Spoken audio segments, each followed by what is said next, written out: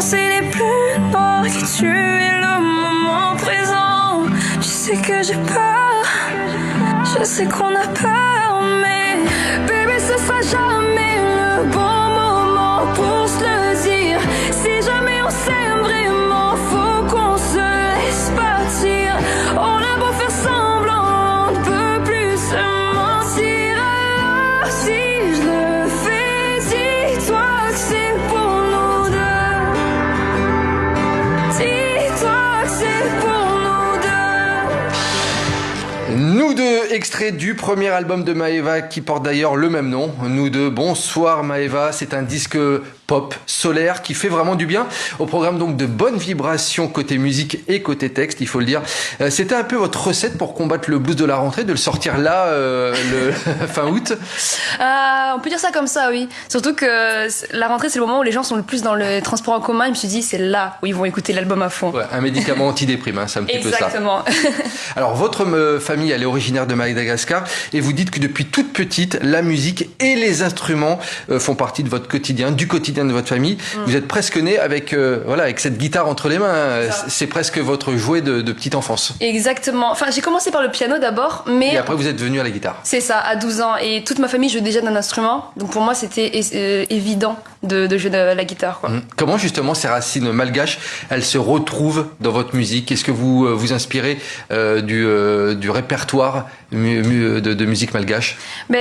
Mes parents, ils écoutaient beaucoup de musique malgache à la maison. Et donc forcément, tous les dimanches matins, il y avait de la musique malgache à la maison.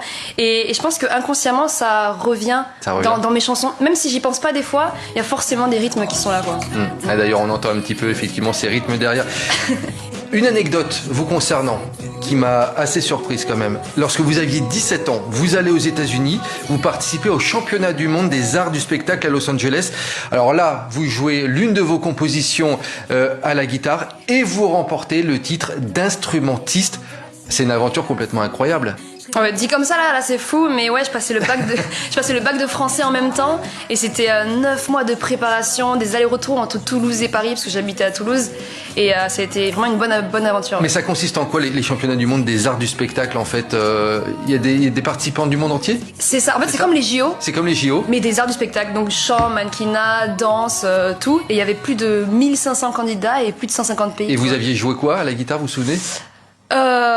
Oui, j'avais joué une composition que j'avais fait. Ah bah si vous l'avez là dans les mains, vous pouvez nous la faire. C'est juste guitare. Hein. Allez-y, on essaie. J'essaie de me souvenir, c'était quand même il y a des années. Surtout...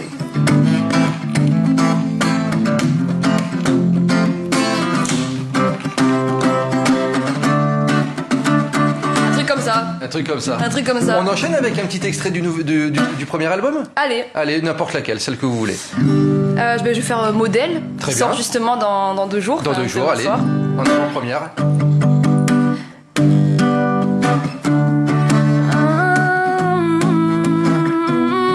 La nuit j'ai des questions mais je n'ai pas les réponses.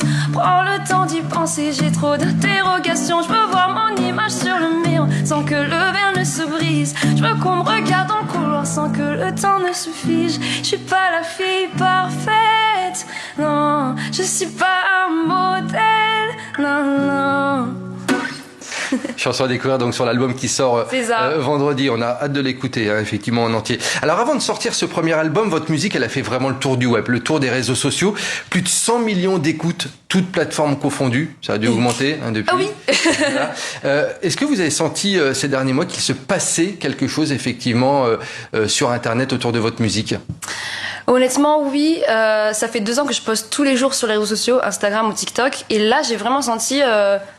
quand même un engouement sur les réseaux sociaux. Il y a plein de commentaires, plein de vues. Et au-delà des chiffres, je me dis qu'il y a des vraies personnes derrière. Et ça, c'est encore plus touchant. Mais je sens que la commu se solidifie vraiment. La communauté arrive. Exactement. Une dernière question, Maëva. Je vois que vous portez le maillot du Brésil. Mais je voulais vous poser une question de football. Je le disais, vous êtes originaire de Madagascar. Ce samedi, il y a la finale du championnat d'Afrique des Nations entre Madagascar et le Maroc. Est-ce que vous allez regarder? Est-ce que vous allez être derrière l'équipe de Madagascar? Je vais être à fond derrière les Malgaches. Je crois que sur l'île de Madagascar, ça prend, hein, je crois, l'effervescence. D'ailleurs, bisous à tous les Malgaches qui regardent, hein, parce que je sais qu'il y a mes grands-parents qui regardent. Mais ouais, tellement fière de mon pays sur ce côté-là. Ouais. Voilà, on suivra donc cette finale ce samedi 18h qui jouera au Kenya.